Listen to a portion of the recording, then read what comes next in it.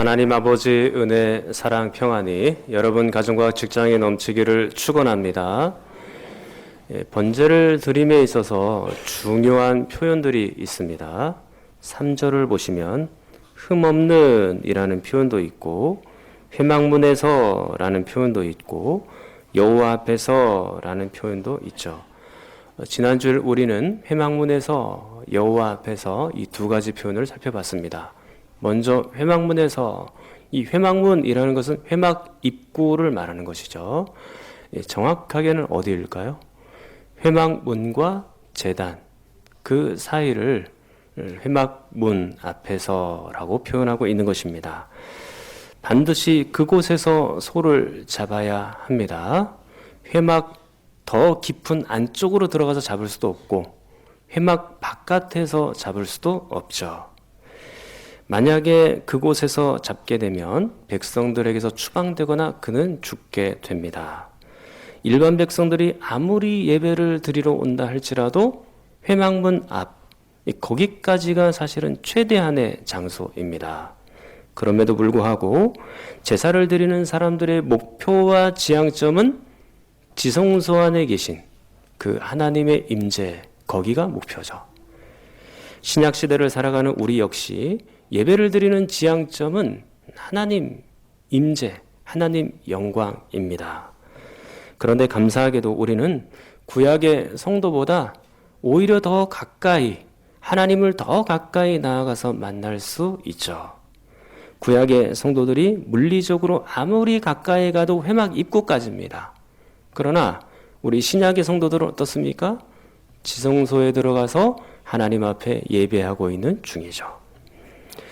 그러므로 우리의 예배는 구약의 성도보다 더욱더 영광스럽고 감사한 것입니다. 어떻게 이런 일이 가능하게 됐습니까? 온전히 예수 그리스도를 통하여 그런 일이 생겨나게 된 겁니다. 히브리서 10장 19절 같이 읽겠습니다. 그러므로 형제들아 우리가 예수의 피를 힘입어 성소에 들어갈 담력을 얻었나니 아멘. 그렇죠. 예수 그리스도를 통하여 지성소에 들어갈 담력을 얻게 되었다라고 말씀하죠. 더 가까이에서 예수님을 섬기게 된 겁니다. 자, 여호와 앞에서라는 것은 어떤 표현인가요? 그것은 여러 가지로 말씀드릴 수 있겠습니다만 우리가 살핀 것은 예배의 대상이 누구냐라는 점이었죠. 우리는 오직 하나님께만 예배하고 있는 것입니다. 세상의 우상 앞에 돈과 또 성공과 명예와 물질 앞에 무릎 꿇지 마십시오. 우리가 예배해야 되는 대상은 오직 하나님 한 분뿐입니다. 세상에 자신의 영혼을 파는 사람들도 있으나 우리는 오직 하나님께만 영광 돌리는 예배를 드려야 하는 거죠. 오늘은 제502주년 종교개혁 기념주일입니다. 1517년에 종교개혁이 일어났고요. 올해로 502주년이 되었습니다. 종교개혁이라는 것이 무엇인가요? 그동안의 교회가 하나님 말씀에서 이 성경에서 완전히 탈선되어 있었거든요. 다시 성경으로 하나님 말씀으로 돌아가자. 그게 바로 종교개혁입니다. 지금도 502년이 지났지만 하나님의 교회는 계속해서 이 하나님 말씀으로 개혁이 되어야 됩니다. 이 종교개혁의 정신이 있는데요. 그 정신을 보통 이렇게 표현합니다. 5 솔라. 그러니까 5개의 솔라. 그래서 오솔라라고도 표현을 하거든요. 제가 여러분들에게 오솔라, 5개 솔라 이미 말씀을 드렸죠. 솔라가 무엇인가요? 라틴어로 하면 오직, 우리나라 말로 번역하면 오직인데요. 그 오직, 5개의 오직이 있다라는 겁니다. 자, 첫 번째는 뭡니까? 오직 그리스도. 두 번째, 오직 은혜. 세 번째, 오직 믿음. 또 네 번째, 오직 성경. 오직 하나님 말씀. 다섯 번째는 오직 하나님께 영광. 그렇게 해서 5 솔라, 5 솔라, 5개 솔라 그렇게 표현하거든요. 이게 종교개혁의 정신이에요. 그런데 맨 마지막에 보니까 오직 하나님께 영광 그렇게 되어 있잖아요. 이것도 곧 역시 예배의 중요한 정신입니다. 오직 하나님께만 영광을 돌린다라는 것이죠. 하나님의 그 놀라운 주권을 하나님은 당신의 영광과 인간의 구원을 위해서 사용했거든요. 우리가 하나님 앞에 구원받은 존재로서 이제 우리는 어떻게 살아가야 되냐?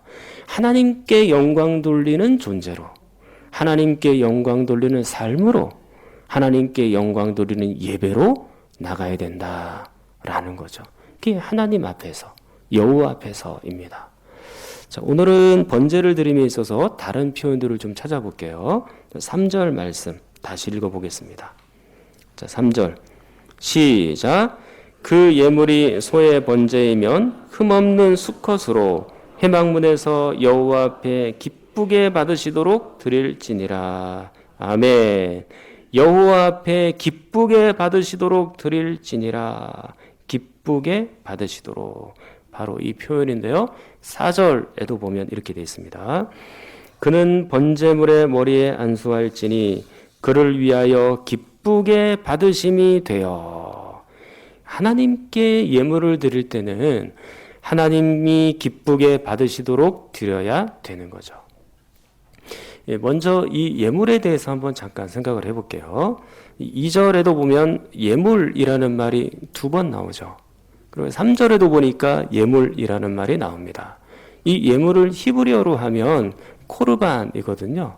근데 그 코르반을 번역하면 하나님께 드림 또는 하나님께 드리는 선물 그렇게 말할 수 있습니다. 이 코르반 또는 고르반 어디서 많이 들어보셨죠? 이미 예수님이 우리에게 하신 말씀이죠. 자, 마가복음 7장 11절.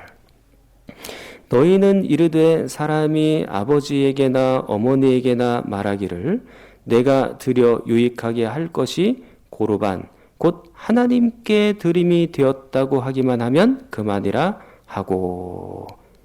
자, 예수님께서 이스라엘 백성들의 죄를 지적하실 때 고르반이라는 단어를 사용하셨는데 그 고르반은 하나님께 드림이라고 번역이 되어 있잖아요. 자, 이 이스라엘 백성들이 이 고르반을 선언하면 이 부모님께 드려야 될 것도 하나님께 드림이 되어 하나님이 먼저니까 하나님께 드림이 되어 부모님께는 안 드리는 그런 일이 생겨나게 된 겁니다.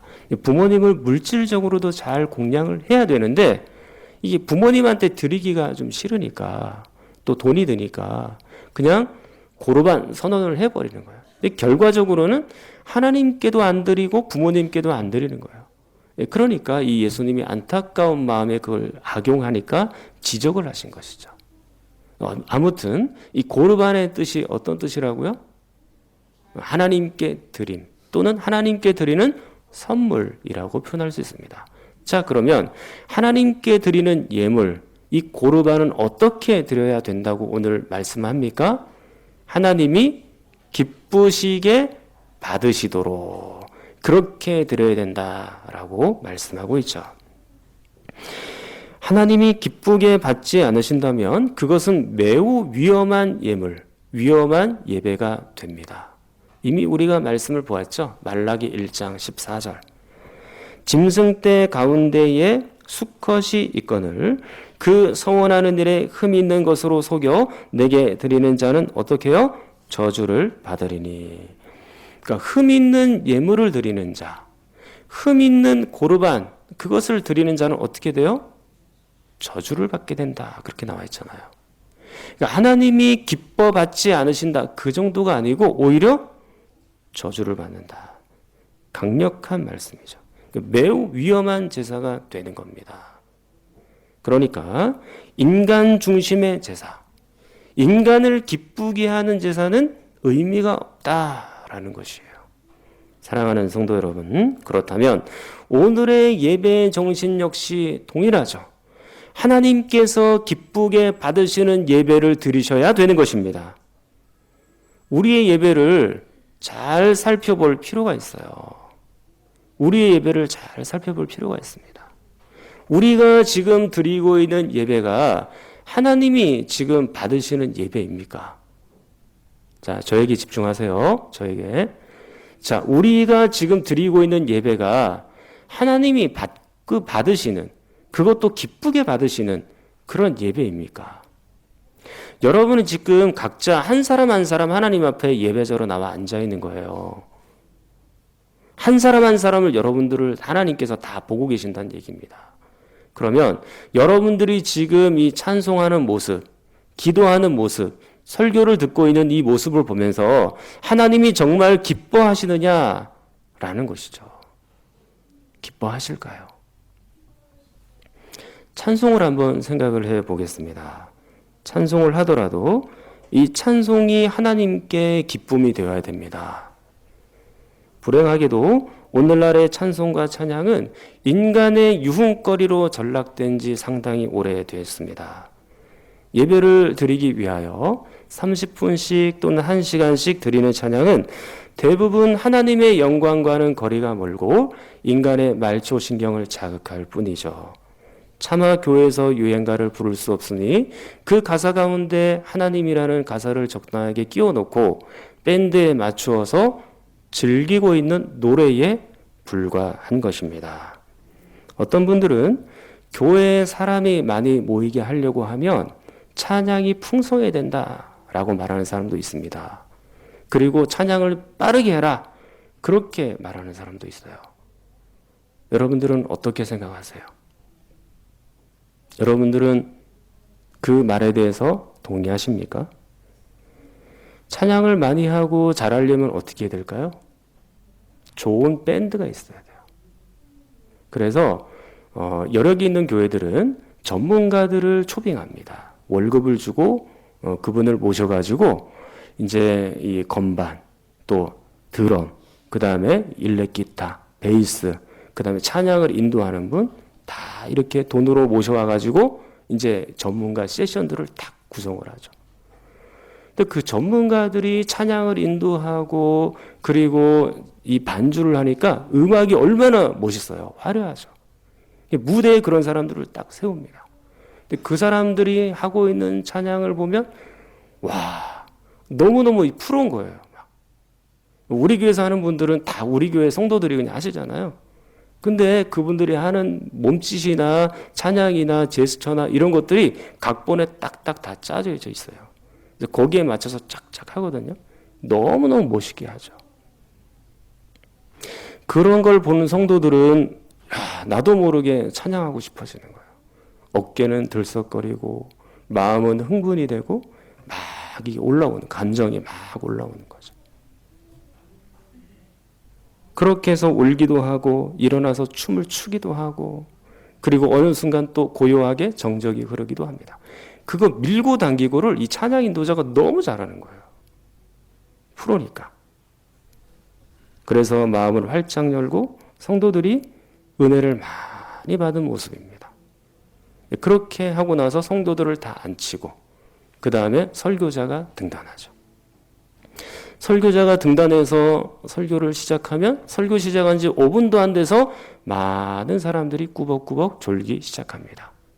찬양에 모든 에너지를 다 쏟았으니까 피곤한 거죠.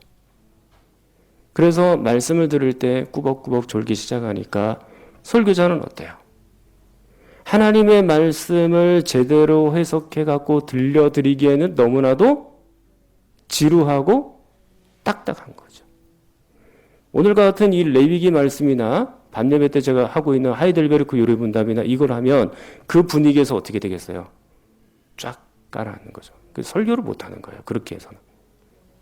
그러니까 성도들의 눈높이에 맞추어서 그리고 그 성도들이 듣기에 편하도록 설교자의 일주일 동안의 신앙적인 상담이나 또는 간증이나 살아왔던 얘기들 그리고 인터넷에서 퍼온 유머들 재미있고 이런 것들을 다 짜집기 해서 구성해가지고 재미있게 막 들려주려고 해요.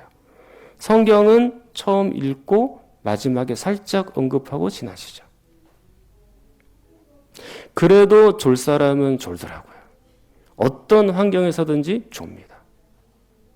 예, 그렇게 열심히 또 설교 들을 때는 졸다가 찬양하자 그러면 또 벌떡 다 일어나가지고 그렇게 열심히도 다들 열심히 찬양을 합니다.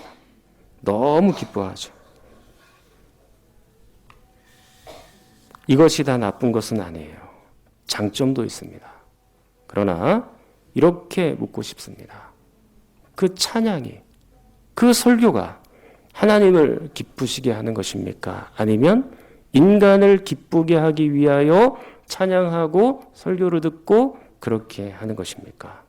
과연 오늘 이 말씀에 있는 것처럼 여호와 앞에 기쁘시게 받으시도록 드릴지니라 이 말씀을 알고 있는 걸까요? 그렇게 열심히 인간 중심으로 찬양을 준비해서 사람들이 아무리 많이 모인들 하나님이 그것을 얼마나 기뻐하실까요? 제가 여러분들에게 수차례 말씀을 드립니다.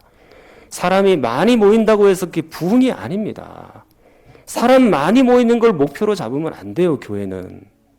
그게 목표가 아니에요. 그게 부흥이 아닙니다. 고린도전서 10장 5절 말씀에 의하면 하나님이 다수를 기뻐하지 않으신다고 되어 있습니다. 하나님이 무조건 다수를 기뻐하는 게 아니에요. 사람이 많이 모였다고 해서 기뻐하는 게 아닙니다. 그 교회 안에 있는 성도들이 바른 성도냐, 죄인들이 들어와서 정말로 하나님의 말씀대로 살아가는 거룩한 성도냐, 하나님이 그걸 기뻐하시는 거죠. 많은 사람이 모인다고 해서 좋은 게 아니에요. 그걸 부흥으로 생각하지 마십시오. 사람이 많이 모이면 물론 세상에서는 유명한 교회가 될 수 있어요. 그러나 그것이 곧 하나님 앞에서도 유명하다 그런 뜻은 절대 아닙니다. 사람이 아무리 모여도 하나님이 얼굴을 돌려버리시는 예배가 되면 어떻게 할까요? 그때는 그걸 두려워해야 되는 것이죠. 세상에서 유명한 교회가 되기 위하여 전부 사람에게만 맞춘 예배를 드린다면 그건 성경의 가치관과 정반대로 가고 있는 것이에요. 성공지향적인 교회로 가는 거죠. 마치 어떤 한 사업가가 기업을 운영하는데 대기업이 되기를 바라는 그런 마음으로 교회를 운영하는 거예요. 그건 성경적인 가치관이 아니죠. 그러면 교회가 세상과 다른 것이 도대체 뭡니까? 뭐가 다릅니까? 우리 예배는 정말 하나님을 기쁘시게 하고 있는 제사고 예물이고 코르반일까요? 찬양이나 기도나 설교나 인간적인 냄새만 나는 그런 모습은 아닌가요? 만약 교회에 사람들이 모이지 않는다고 해서 계속해서 인간적인 냄새만 풍기는 그런 예배를 기획하고 시도한다면 그 예배는 하나님이 외면하는 예배, 아니 하나님이 저주하는 예배가 되는 거예요. 그러면 교회는 점점 더 어려워져요. 교회는 낭떠러지로 가는 겁니다. 큰일 나는 것입니다. 하나님이 기뻐하시는 하나님 중심의 예배를 드려야 하는 거죠. 자, 이제 번제를 드릴 때 또 다른 표현을 볼게요. 5절 말씀 같이 읽겠습니다. 그는 여호와 앞에서 그 수송아지를 잡을 것이요 아론의 자손 제사장들은 그 피를 가져다가 회막문 앞 제단 사방에 뿌릴 것이며 아멘. 아론의 자손 제사장들은 그 피를 가져다가 회막문 앞 제단 사방에 뿌릴 것이며 소를 잡을 때는 피가 나오죠. 근데 그 피를 제사장이 전부 받아다가 제단 사방에 뿌리라고 되어 있죠. 근데 소의 피의 양이 적어요? 많아요? 굉장히 많죠. 그러니까 여기서 뿌린다는 표현보다는 사실은 쏟아 붓는다라는 표현이 훨씬 더 잘 어울릴 것 같아요. 그런데 이 피가 왜 중요할까요? 왜 제사장이 그 소의 피를 전부 받아가지고 제단 사방에 뿌려야 할 만큼 그렇게 피 뿌림이 중요할까요? 그것은 레위기 17장 11절에 그 중요성이 남아 있습니다. 자, 성경 같이 읽어볼게요. 육체의 생명은 피에 있음이라 내가 이 피를 너희에게 주어 제단에 뿌려 너희의 생명을 위하여 속죄하게 하였나니 생명이 피에 있으므로 피가 죄를 속하느니라. 아멘. 자, 이 말씀을 보니까 육체의 생명은 어디에 있다 그래요? 피에 있다고 하죠. 그럼 피는 곧 생명을 상징하는 것입니다. 그러므로 이 피를, 이 생명을 제단 앞에 뿌린다라는 것은 어떤 의미인가?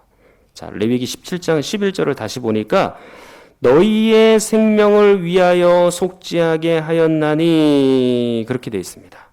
이 피가 죄를 속한다 라고 되어 있죠. 즉, 이 피를 제단에 뿌릴 때 우리의 죄가 용서를 받고 우리의 생명을 건지게 된다. 그렇게 말씀하고 있습니다. 그러니까 생명을 살리는 것, 이게 곧 피뿌림의 의미인 것이에요. 사랑하는 성도 여러분, 죄가 있다는 말은 곧 죽는다는 말이죠. 생명이 없다는 말입니다. 죄가 어떻게 들어오게 됐습니까, 인간에게? 죽음이 어떻게 인간에게 들어오게 되었나요? 창세기 2장, 3장을 통해서 우리가 충분히 알죠? 하나님의 말씀을 어김으로, 하나님의 말씀대로 순종하지 않음으로 죄가 들어오고 죽음이 들어오게 되었죠. 그 죄를 지은 사람은 반드시 죽게 되어 있습니다. 생명을 잃게 되어 있죠. 그런데 오늘 레위기 17장 11절에 보니까 어떻게 되어 있어요? 너의 생명 대신에 소의 생명을 드려라. 너의 죽음 대신에 소의 죽음을 드려라. 너의 피 대신에 소의 피를 드려라. 그러니까 제단에 피를 뿌린다라는 것은 우리의 생명을 건지는 행위인 것이에요. 우리의 생명을 살게 하는 행위인 것입니다. 그래서 오늘 본문으로 다시 1장 4절 같이 읽겠습니다. 그는 번제물의 머리에 안수할지니 그를 위하여 기쁘게 받으심이 되어 그를 위하여 속죄가 될 것이라. 아멘. 자, 여기서도 속죄가 나오죠. 죄의 속함, 죄를 용서받는 것입니다.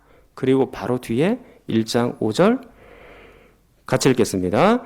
그는 여호와 앞에서 그 수송아지를 잡을 것이요 아론의 자손 제사장들은 그 피를 가져다가 회막문 앞 제단 사방에 뿌릴 것이며. 아멘. 그러니까 제사를 드리는 사람은 번제물 소를 가지고 와서 그 번제물의 머리에다 전부 안수를 해서 나의 죄를 전가시키거든요. 그리고 난 다음에 소를 죽입니다. 그럼 제사장들은 그 피를 전부 다 받아가지고 어디다 뿌리는 거예요? 제단 사방에 뿌리게 되죠. 그렇게 되면 속죄가 이루어지는 것이에요. 생명을 얻게 되는 것입니다. 이렇게 하나님께서는 죄를 용서받는 방법, 생명을 얻게 되는 방법을 직접 우리에게 가르쳐 주신 것이죠. 너희의 죄를 피로 씻어 깨끗하게 하여 너희의 생명을 구하라. 죄를 가지고는 하나님 앞에 설 수가 없다. 피로써 죄를 씻고 내 앞에 서라. 하나님이 직접 우리에게 가르쳐 주신 것입니다. 그런데 이 가축의 피는 곧 예수 그리스도의 피를 보여주고 있는 것입니다. 자, 요한복음 6장 53절 예수님이 직접 이렇게 말씀하신 적이 있거든요. 자, 요한복음 6장 53절입니다. 자, 6장 53절. 요한복음 6장 53절 같이 읽겠습니다. 예수님이 내가 진실로 진실로 너희에게 이르노니 인자의 살을 먹지 아니하고 인자의 피를 마시지 아니하면 너희 속에 생명이 없느니라. 아멘. 자, 여기서도 잘 보세요. 예수님의 피를 인간의 생명과 연결시키고 있잖아요. 그러니까 예수님이 피 흘려 죽으셔야, 예수님이 생명을 드려야 우리의 생명이 살아나게 되는 거죠. 바로 뒷절 54절, 55절 같이 읽겠습니다. 내 살을 먹고 내 피를 마시는 자는 영생을 가졌고 마지막 날에 내가 그를 다시 살리리니 내 살은 참된 양식이요 내 피는 참된 음료로다. 아멘. 자, 54절 보니까 단순히 생명이라고 말하지 않았죠. 뭐라고 되어 있습니까? 예수님의 피를 마시는 자는 영생을 얻게 된다. 영원한 생명을 얻게 된다라고 말씀하고 있죠. 자, 지금부터 주의해서 여러분들이 잘 들으셔야 됩니다. 구약의 가축의 피는 인간의 생명을 일시적으로 연장시킬 수 있을 뿐이지만 신약의 예수 그리스도의 피는 어떻게 우리를 영원한 생명으로 안내하는 거예요. 예수님이 지금 그걸 말씀하고 있는 것입니다. 그러니까 구약의 가축의 피, 그가 죽으면서 흘리는 피는 겨우겨우 우리의 죄를 용서해주고 겨우겨우 우리의 생명을 연장시켜주고 겨우겨우 하나님을 멀찍이에서만 보게 할 수 있을 뿐이죠. 사실 뭐 이것도 감지덕지입니다. 원래는 우리가 육체의 죽음을 죽고 우리의 영혼은 파괴되고 그리고 우리는 완전히 지옥에 들어가서 영원히 죽어야 되는 것이 마땅한 것이잖아요. 이 정도만 해도 상당히 감사한 것이죠. 그러나 예수 그리스도께서 십자가에서 죽으신 그 피, 흘리신 그 피는 앞에 가축이 죽었던 그 모든 흘린 피하고 다 견주어도 비교조차 할 수 없는 것이에요. 예수님의 피는 겨우겨우 우리의 생명을 연장한 정도가 아니죠. 겨우겨우 우리의 죄를 용서한 정도가 아니죠. 예수님의 피는 우리의 죄를 완전하게 용서하셨고 예수님의 피는 우리를 완전한 생명으로, 영원한 생명으로 우리를 안내해 가는 것입니다. 그리고 결정적으로 그 하나님께로 더 가까이 갈 수 있도록 만들어 주는 거죠. 지성소로. 그러므로 구약의 가축의 피는 모형이라면 신약의 예수님의 피는 실제인 것이에요. 자, 성경 히브리서 9장에 보면 잘 나타나 있습니다. 히브리서 9장 22절, 23절 같이 읽겠습니다. 율법을 따라 거의 모든 물건이 피로써 정결하게 되나니 피 흘림이 없은즉 사함이 없느니라. 그러므로 하늘에 있는 것들의 모형은 이런 것들로서 정결하게 할 필요가 있었으나 하늘에 있는 그것들은 이런 것들보다 더 좋은 제물로 할지니라. 아멘. 그러니까 히브리서 9장 22절의 피 흘림은 구약의 레위기의 제사의 그 피 흘림을 말하고 있는 것이에요. 구약에서는 이 피 흘림이 있어야 죄도 용서받고 생명을 얻게 되고 하나님께로 나갈 수 있다라는 의미죠. 그런데 히브리서 9장 23절에 보니까 이런 구약의 제물들은 뭐라고 얘기했냐면 한 단어가 눈에 띄죠. 모형이라는 거예요. 모형. 그런데 히브리서 9장 23절 끝을 보니까 뭐라고 표현되냐면 더 좋은 제물, 더 좋은 피가 있다라고 말합니다. 진짜가 있다고 얘기하는 거죠. 그 진짜가 뭘까요? 바로 뒷절 24절. 그리스도께서는 참된 것이다. 그렇게 표현되어 있죠. 그리스도의 피는 모형이 아니라 진짜라는 얘기입니다. 그러니까 구약의 가축의 피는 모형으로서 우리의 죄를 일시적으로 용서해주고 또 우리를 일시적으로 생명을 연장시켜주고 우리를 회막 입구까지는 하나님을 만나도록 안내해줘요. 그러나 예수 그리스도의 보혈의 피는 어때요? 그것은 실제, 진짜로서 우리의 죄를 완벽하게 용서해 주고 우리를 영원한 생명으로 안내하며 우리를 지성소, 곧 하나님이 계신 그곳에 들어가서 예배 드릴 수 있도록 하신다라는 점이에요. 그러니까 구약의 성도보다 신약의 성도인 우리가 훨씬 더 행복하고 감사한 거죠. 어떤 사람들은 구약의 성도들을 부러워해요. 구약의 성도님들은 홍해를 육지처럼 건넜고 하늘에서 만나와 메추라기가 막 떨어졌고 막 반석에서 물이 터지고 우리한테도 좀 그런 기적이 있었으면 좋겠네요, 목사님. 하늘에서 그냥 돈다발이 뚝뚝뚝 떨어지면 좋겠네요. 그러나 아닙니다. 구약의 성도들은 여러분을 부러워합니다. 구약의 성도들은 모형만 보았지 진짜를 못 봤어요. 그러나 우리는 진짜를 보는 거예요. 그들은 가축의 피만 보았지 예수 그리스도의 피를 만지지 못했습니다. 그러나 우리는 예수 그리스도의 피를 보고 있는 중이죠. 불완전한 생명의 연장이 아니라 완전한 생명, 영원한 생명을 우리가 이미 얻은 거예요. 신약의 성도들은. 그리고 결정적으로 회막 입구에서 겨우겨우 하나님을 만나는 정도가 아니라 지성소로 들어가서 완전히 하나님을 만나 교제하는 그런 성도인 것이죠. 우리가. 그러니까 구약의 성도들을 부러워할 필요가 없어요. 막 기적 너무 이런 거 생각하지 마세요. 막 뭔가 뭐 번쩍번쩍 보이고 뭔가 뭐 들리고 뭐 환상을 보고 이게 전부가 아니에요. 이게 전부가 아니에요. 우리가 진짜 중요한 건 뭐냐면 하나님의 말씀을 듣고 그 말씀대로 그대로 순종하면 하나님의 임재가 느껴지고 하나님을 가까이서 섬길 수 있다는 거. 그게 훨씬 더 중요한 개념이죠. 구약의 성도들이 왜 부럽습니까? 나는 여러분들이 훨씬 더 좋고 감사한 상태에 있다는 것을 좀 아셨으면 좋겠습니다. 우리가 예수님의 피로 생명을 건지고 또 예수님의 생명으로 우리의 생명을 건진 거예요. 이게 바로 제단 사방에 뿌려진 피의 진짜 의미인 것이죠.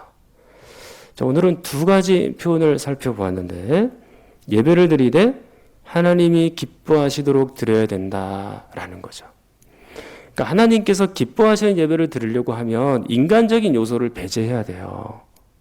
하나님 중심의 예배를 드려야 되는 거예요. 그러면 우리 예배 가운데 뭐 인간에게는 아무런 유익이 없습니까? 그렇지는 않죠. 우리가 이미 배웠잖아요. 제단 사방에 뿌려진 피를 통하여 우리의 죄가 용서도 받고 그리고 영원한 생명을 얻게도 되고 그리고 하나님께 나아가게도 되잖아요. 그런 은혜가 있는 것은 분명해요. 그러나 우리의 예배가 아무리 이러한 인간의 유익이 있다 할지라도 하나님 중심을 앞서가면 안 된다라는 점이에요. 오직 하나님께 영광, 오직 하나님이 기뻐하시는 그 예배를 우리가 드릴 수 있어야 하는 거죠. 여러분들은 지금 각자 한 명 한 명이 하나님과 예배하고 있는 중입니다. 하나님께 예배하고 있는 중입니다. 그렇다면 여러분들의 이 예배가 하나님께서 기쁘게 받으시도록 오직 하나님께만 영광이 되도록 드리는 복된 예물, 복된 고르반, 복된 예배가 되기를 간절히 축원합니다. 한번 통성으로 기도하겠습니다. 하나님 아버지, 우리의 예배가 항상 하나님의 기쁨이 되기를 원합니다. 나 중심의 예배가 아니라 내가 무엇을 받을지에 집중하는 예배가 아니라 하나님께 집중하는 예배가 되게 하여 주시옵소서. 그럼에도 불구하고 예수 그리스도의 보배로운 피로 속죄가 이루어지고 영생을 얻고 하나님을 바로 앞에서 만나게 하시니 감사합니다. 이 은혜를 누리는 우리가 늘 하나님께만 영광이 되는 예배가 되게 하여 주옵소서. 또한 오늘은 종교개혁 502주년입니다. 세상의 교회들이 늘 하나님 말씀으로 개혁되게 하시고 하나님 말씀으로 돌아오게 하여 주시옵소서. 우리 환우들과 나라와 민족과 저 북녘 땅을 위하여 함께 기도합니다.